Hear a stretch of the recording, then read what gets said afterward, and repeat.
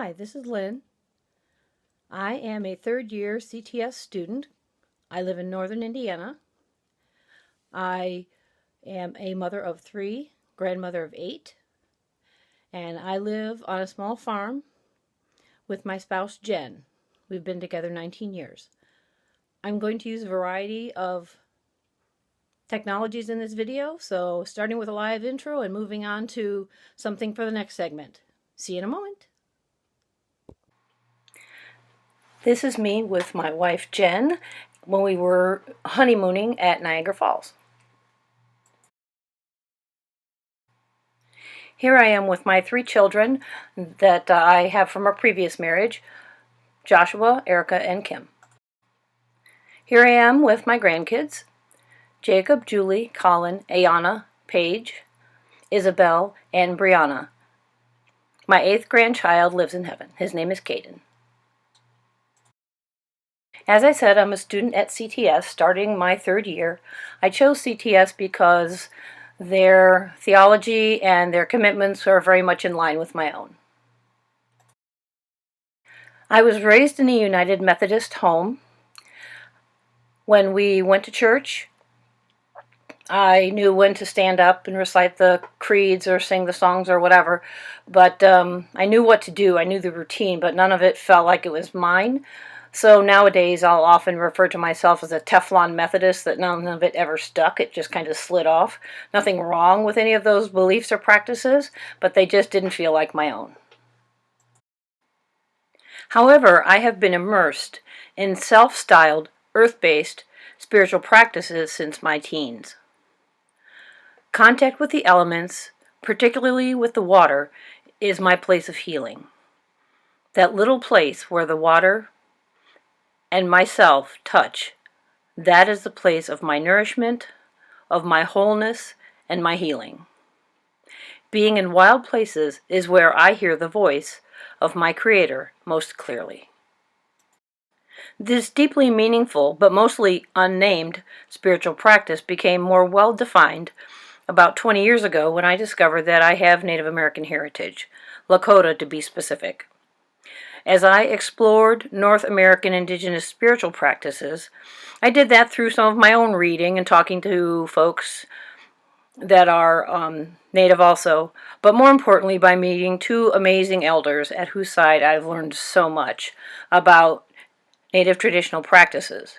I participate in ritual fasts, cleansing sweats, things like that when the time is right for me to do so.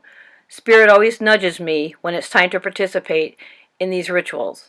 And overall, ritual is very important to me, both on my Christian side and on my Native American side. The cross you see in this picture, I commissioned a Lakota silversmith to make this for me to represent the dual path that I walk, having the Native American medicine wheel in the middle of the Christian cross. That helps me keep on my right path every day. I also identify as Two-Spirit, and in my case, Two-Spirit is my gender. It's a ancient, indigenous, non-binary gender identity that includes male, female, and other combined things. The Native view of gender was a non-binary thing and saw all the ways that we represent gender-wise as part of the natural created order. I am also an artist. I work in many different medias. For the last 6 months or so, I've been working in a lot of mixed media, as these drawings that you're seeing coming across in the video. Those are all mixed media drawings that I've done in the last 6 months or so. And the reason I thought it was important to include some of this as well, just being an artist is essential part of my identity. So having the ability to be creative for this assignment was just excellent. So thank you for that, Scott. And so this is just one way that I explore, and it's also a way that I do self-care, because the last hour or so before I go to bed at night, most nights, I get off all lighted screens and I draw. and it really helps me with, I've got a history of brain injury and headaches and things like that, but it really helps me be able to access sleep and less pain before I go to bed. So that's why I've been doing that practice, and it's really very meaningful for me, and the topics just come to me as they do. Another medium I absolutely love working in is making drums. These are, all these drums you see here are Native American style hand drums. I can't say they're native made because I don't have a Bureau of Indian Affairs card that says here I am as a card carrying Indian, but they are made with traditional materials according to traditional practice. And this is just a fraction of what I have, but I really, really enjoy it. Once I made my first one, I was totally hooked.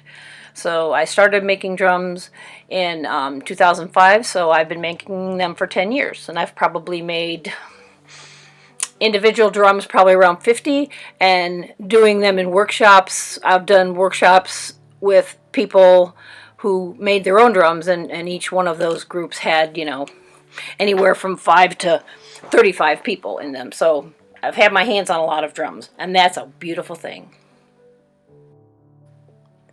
I'm also a photographer, and I love capturing the wild things that nature does. This was a sunrise in the wetlands across the street from our house one morning on my way to work.